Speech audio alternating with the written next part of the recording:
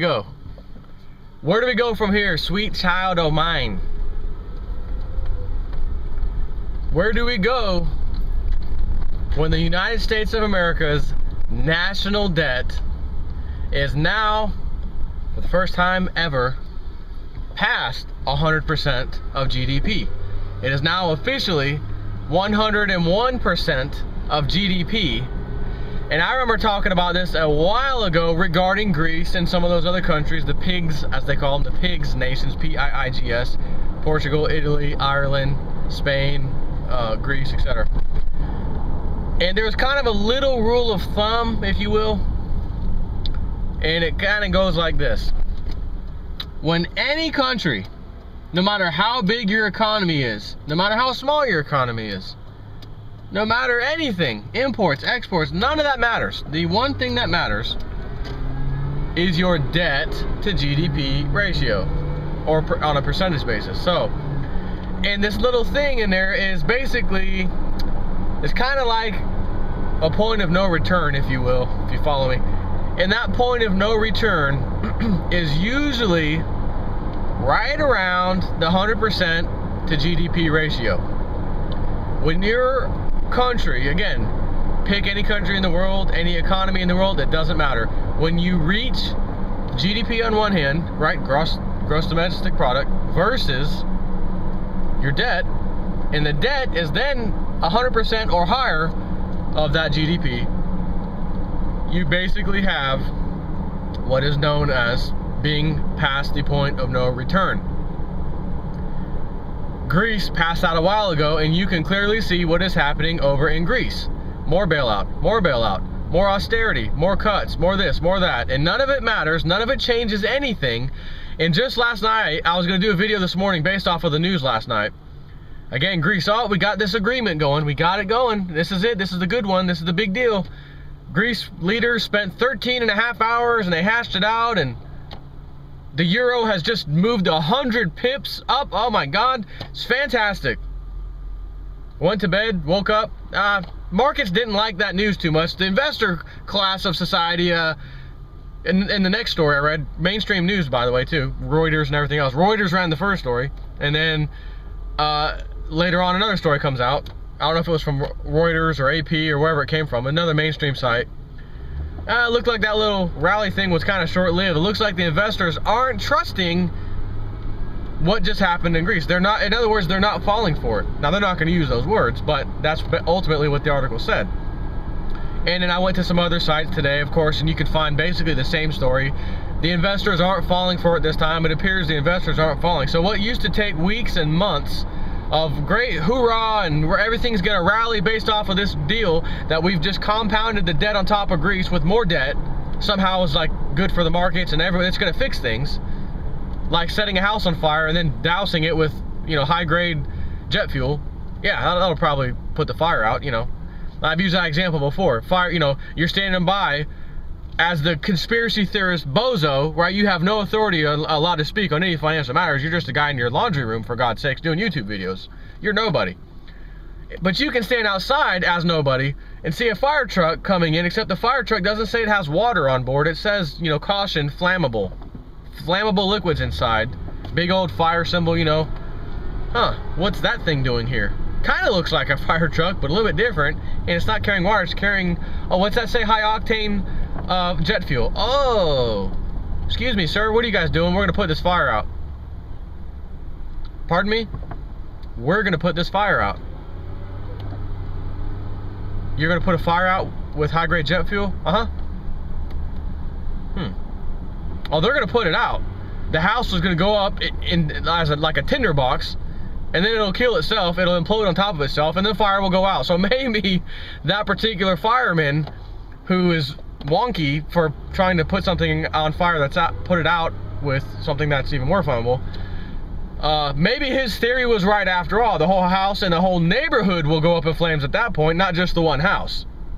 The whole neighborhood's going up, and then they'll say, hey, it went out, we got it, we took care of it, guys.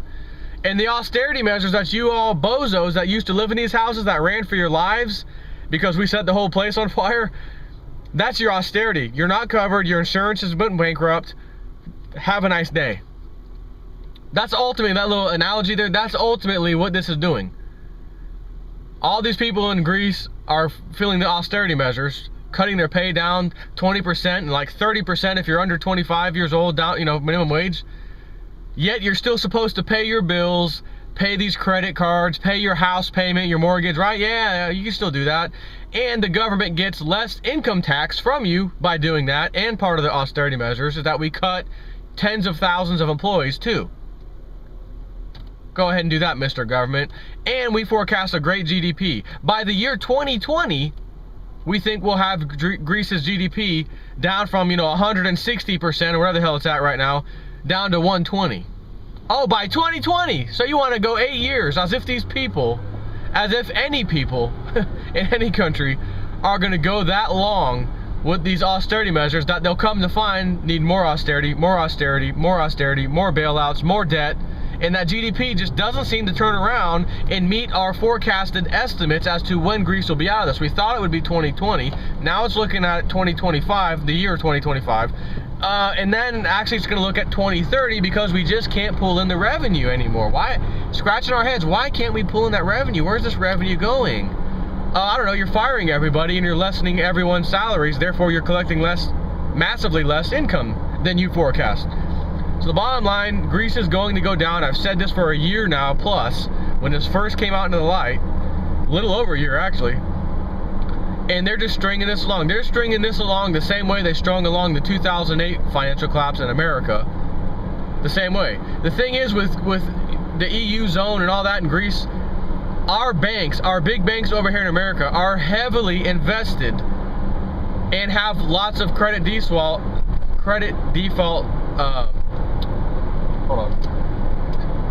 credit default swaps, CDS, whatever, which is an insurance against those things. So when it comes time to pay the bill, are they going to come looking over at America and say, oh, there's like a couple $1 trillion or whatever we need to give over here? It'll be multiple trillions.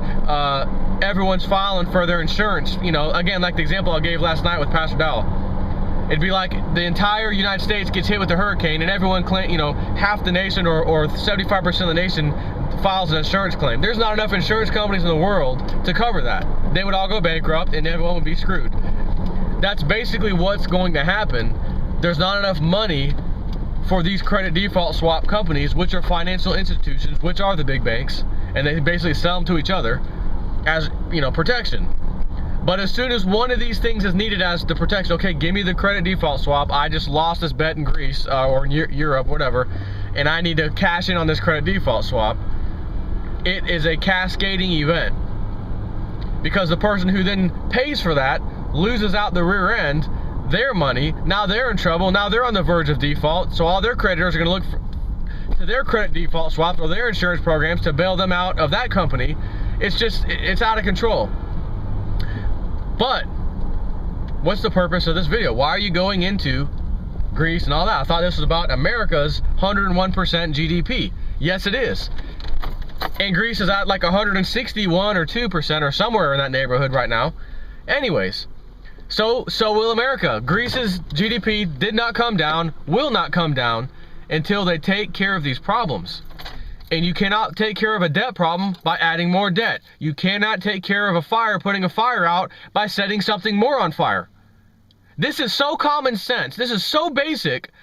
I hate when people sit here, well, man, I heard that the economy might be turning around. Some of the numbers were looking pretty good.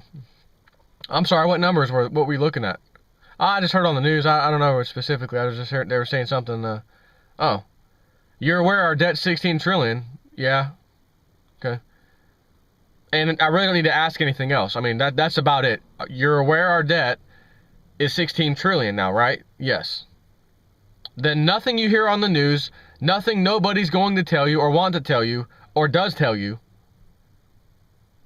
really matters. I can tell you you know what? The United States doesn't have a debt at all. I just said it. Markets, everybody in the markets, in the whole industry, look at J-Step4 right now. Ready? News broadcast, breaking news. The United States has no debt. Markets rally. Go ahead, markets, start rallying. Why? Because J-Step4 said just words came out of his mouth. You know what? Oh, I see an alien right now. He's looking at me out my window, wondering what I'm doing in my car. Markets rally. a blue, sorry about that, a white station wagon 4-door. It's actually a Volvo 4-door station. I didn't even get to finish my sentence and the market's rallying. Markets rally. Why? Because it's all fake. It's all algorithms, government controlled. Do you remember in 2010, the 1,000 point Dow Jones drop that happened in a matter of like 2 minutes or seconds, 45 seconds. I don't even remember the exact time frame. I did a video on it back then. And then miraculously, instantly, it starts drawing back up to 600 points. So it only lost 400 points right then. Dropped 1,000 and almost instantaneously, minutes later, jumps back to 600 points. If you are an investor or you are some kind of manager of investments, and you see 1,000 point drop on the Dow, you might consider, oh my God, I need to sell pretty urgently. Or I'll hold on and watch for a little while longer and then get ready to put my finger on the button to sell. Or are you going to, in turn, go buy more of the Dow Jones? Buy more of the Dow Jones as it's crashing down 1,000 points. What kind of policy, what kind of bozo would do that? Oh my God, the market's crashing. I'm going in. That's what happened. It dropped 1,000 points and then went up 600. So now, at the end of the day, it lost 400 points, right? It went down 1,000, came back 600. Net loss of 400 points. And then, of course, the next few days, it erased all that and went back up. This is absurd. Now, the average person, though, is probably thinking in their mind, well, that's okay. I don't care if the government's rigging it and doing it. My investment is in their hands. Fine, let them do it. Let them fake the market. Whatever they got to do, as long as my nest egg is good. Right, but it's temporary. They're not telling you it's only temporary. And then they want a lot more people to get back in the market, so they can destroy the whole thing and then wipe it all out, and you're going to be left standing with an empty bag. So anyways, back to 101% GDP in America. We have already crossed the line. I told my boss a while back, 3-4 months ago, it would have probably been around October, November, actually, to tell you the truth. I said, boss, we're getting close to 100% GDP here in America. And just so you know, that's the word of that whole thing, basically, is that once you hit 100% of GDP, it's like the point of no return. You're not gonna fix things. The amount of belt tightening, so to speak, that it takes to turn it around at that point, when you have all these people with bonds that you have to now pay interest on and all that, becomes unbearable shortly thereafter, and will just continue to go higher and higher. Usually, it's the point of no return. I don't know of anyone that's gone there and then got out of it. They end in default. Or dollar devaluation, bond devaluation, etc. Same thing. So, it is here today, the 21st or 20th, whatever, of February. Let's be accurate, let's be accurate. Let me pull out the old phone. 21st, Tuesday, 21st of February, 2012. We are at 101% of gross domestic product. Our debt is at 101%. We are now more in debt than what our gross domestic product brings in. And of course, as you all know, we have this massive problem with unemployment. Oh, but wait a minute, 8.3%, it went down, Jason, before. That's what the government said so. Right. And I say the sky just fell down and I just saw 15 pigs fly by. You gonna believe me? You should, actually, even if I said something so absurd, because I have a track record of telling you all the truth. Whereas government has a massive, incredible track record, better track record than me, of telling lies. And the sheep will believe it.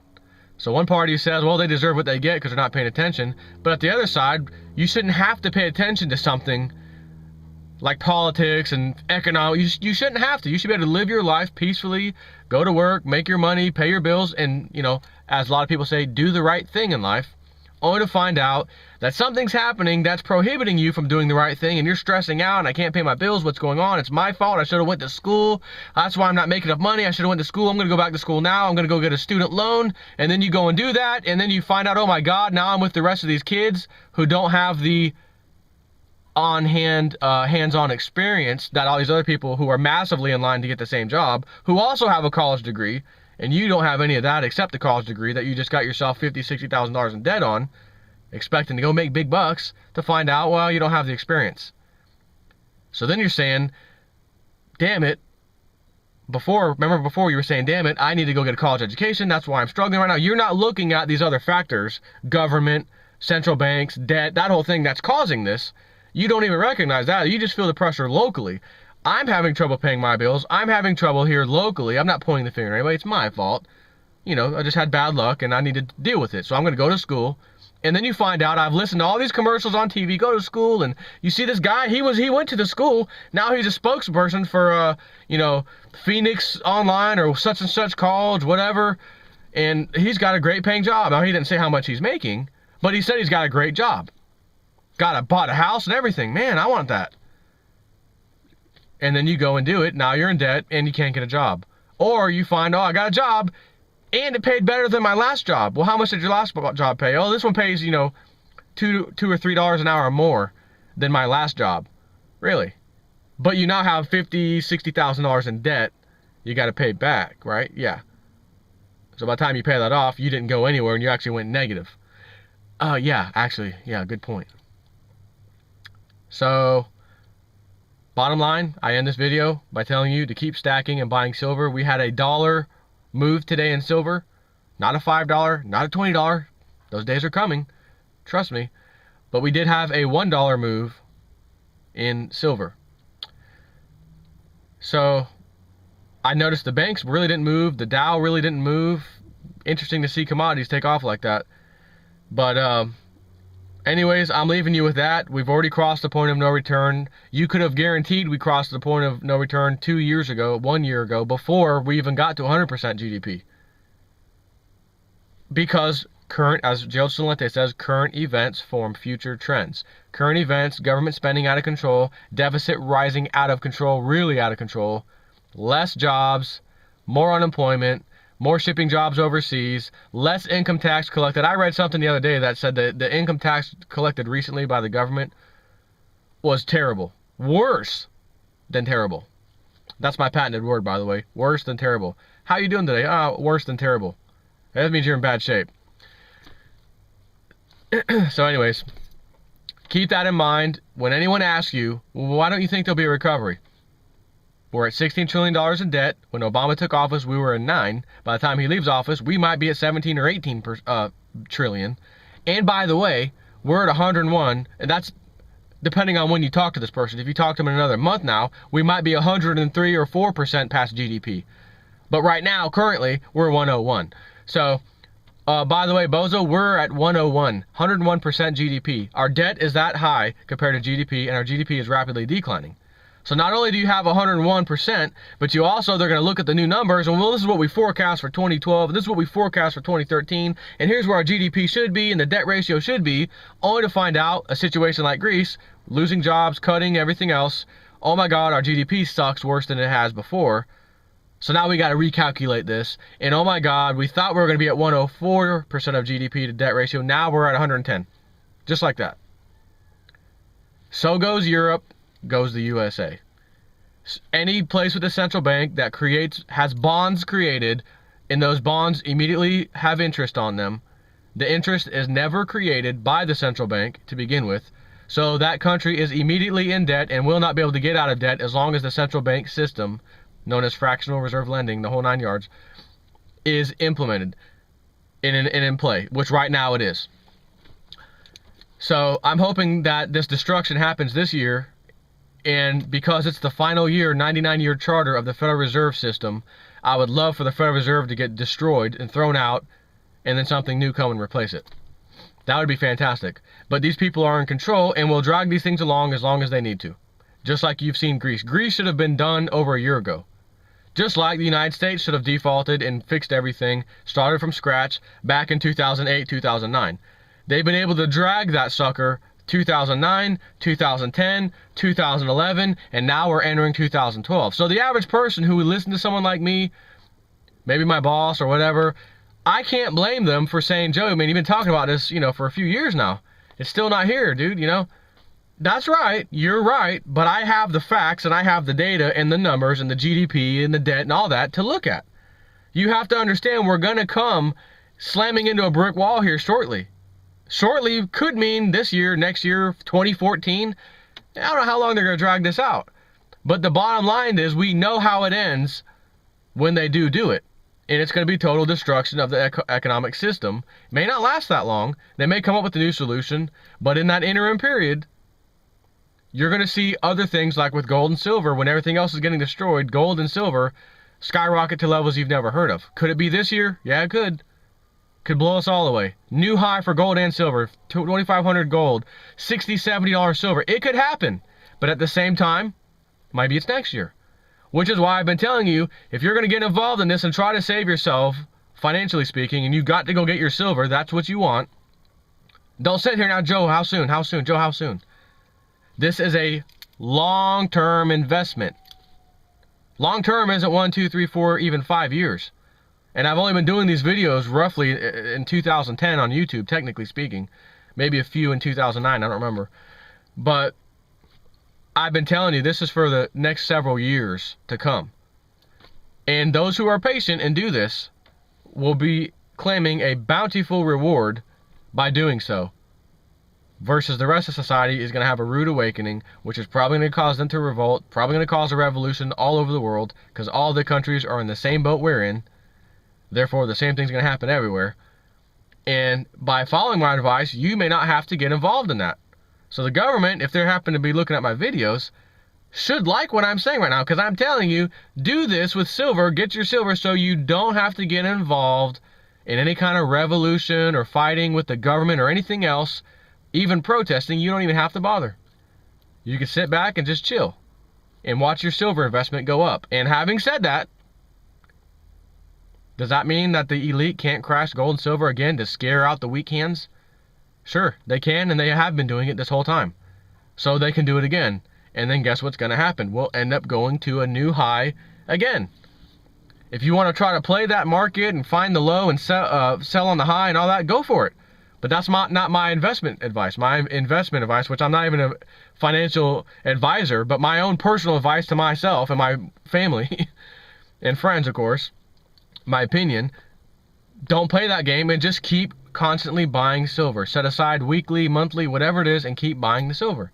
Don't stop. No matter what the market does, just keep buying. I'm in silver from $10 to 40-something dollars to 30, 20. I'm everywhere.